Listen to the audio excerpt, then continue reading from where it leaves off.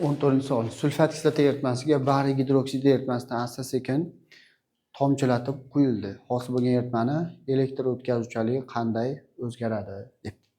Demak, mana bu idishda sulfat kislota eritmasi bor. Sulfat kislota. Xo'sh. H2SO4 bor. Boshqa rangda yozaylik. H2SO4. Xo'sh, boshqa idishda esa bariy gidroksid eritmasi bor. Mana bu yerda, mana bu idishda bariy gidroksid eritmasi bor. Xo'sh, bariy gidroksid bor buning ichida. Bariy OH-dan 2 ta.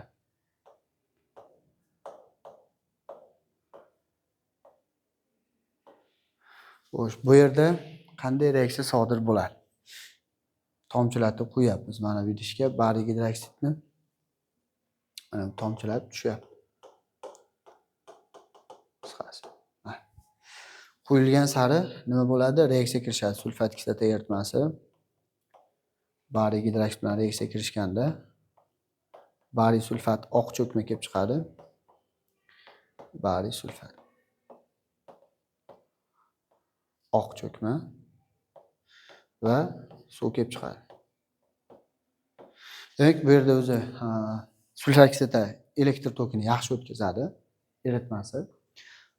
Konsentlangan emas, endi suyultirilgan eritmasi. Bariy gidroksid qo'shilgan sari bariy sulfat cho'kmaga tushib ketib, mana bu yerda cho'kma paydo bo'lib, mana bu eritmada faqat suv qolyapti. Har tomchi tushirilganda sulfat kislotaning ma'lum qismi nima bo'lyapti? Cho'kmaga tushib ketyapti, cho'kma tushib ketyapti. Juda suyultirilgan bo'lib ketyapti bu. Elektr o'tkazuvchanlik nisbatan yaxshilashadi, sezilmaydi lekin o'zi yaxshi o'tkazadi bu elektr tokini. Suyultirilgan sari moddalar yaxshilashadi ozroq. Endi shunday quyiladiki, tomchilatib quyilaversa, qisqasi bu yerda sulfat kislota tugaydi. Oxirgi tomchi, masalan, mana bu sulfat kislotaning oxirgisi bilan reaksiya kirishib, hamma sulfat kislota cho'kmaga tushib ketdi. Bu eritmada hech narsa qolmadi, sulfat kislota qolmadi. Hammasi cho'kmaga tushdi va suv, faqat suv bo'lsa, toza suv elektr tokini o'tkazmaydi.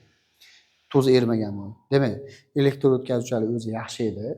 Borib sulfat kislota tugab eritmada toza suv, distillangan suv bo'lib qoldi. Endi agar shunday fikrlasa, u elektr tokini o'tkazmay qoladi va keyingi tomchilatib quyilishda davom etyapti. Keyingi tomchi bariy gidroksid endi bu eritmada erishni boshlaydi. Bariy gidroksid eritmasi bo'lib qoladi. Ya'ni elektr o'tkazuvchanligi yaxshilashib ketadi. Demak, avval elektr o'tkazuvchanligi yaxshi edi, mana bu yerda edi. Pastlab boradi toza suv bo'lgan sari. Keyin 0 ga teng bo'ladi elektr o'tkazuvchanlik. Mana bu yer 0 deylik. 0 ga teng bo'ladi va bariy gidroksid to'liq hammasi cho'kmaga tushib ketgandan keyin sulfat kislota 0 ga teng bo'ldi va keyingi bariy gidroksidlar bariy gidroksid eritmasi hosil qilib yana elektr o'tkazuvchanlik ortadi. Demak, nima bo'ladi javob? Elektr o'tkazuvchanlik ortadi. Xato javob. Elektr o'tkazuvchanlik kamayib borib 0 ga teng bo'ladi va yana asta-sekin ortib boshlaydi. Nima? B javob to'g'ri javob bo'ladi. C, eritmani elektr o'tkazuvchanlik ortib boradi va nihoyat kamayib ketadi. Yo'q, xato. D javob, eritmani rangi o'zgarib elektrolit bo'lmay qoladi dedi. Demak, D ham xato. To'g'ri javob B ekan.